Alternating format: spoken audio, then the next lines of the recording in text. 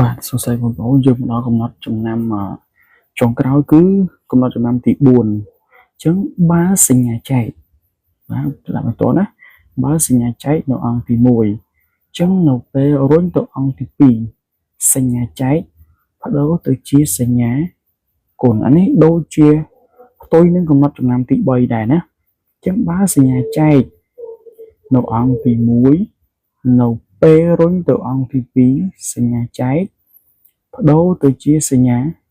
គុណអញ្ចឹងយើងមកមើលឧទាហរណ៍ខាងក្រោមរបស់យើងគឺយើងមានអី n ចែកឲ្យ2ស្មើនឹង5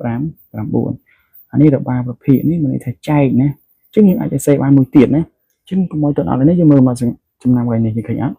នេះ n លើ2វាស្មើនឹង n ចែកឲ្យ2តិចកុំឆ្ងល់ថាឯណាសញ្ញាចែកបាទនេះយើងមើលមកចំណាំខាងក្រោមឃើញអញ្ចឹងយើងអាចសរសេរបាន n ចែកឲ្យ2ស្មើ5 9តោះនេះបងប្អូនអញ្ចឹងកំណត់ចំណាំទី4នេះបានបញ្ជាក់ច្បាស់ថាប្រសិនបើសញ្ញាចែកនៅអង្គទី1អញ្ចឹងនៅពេលដែលរុញទៅអង្គទី2សញ្ញាចែកបដូរទៅជាសញ្ញាគុណអញ្ចឹងយើងឃើញ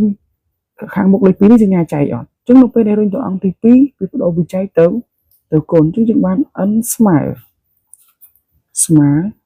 9ចែករុញមកអង្គទី2គឺគុណចឹងយើងបាន n ស្មើប្រមាណ9គុណនឹង2យើងសូត្រមើលលេខមក2 9ដងគឺ15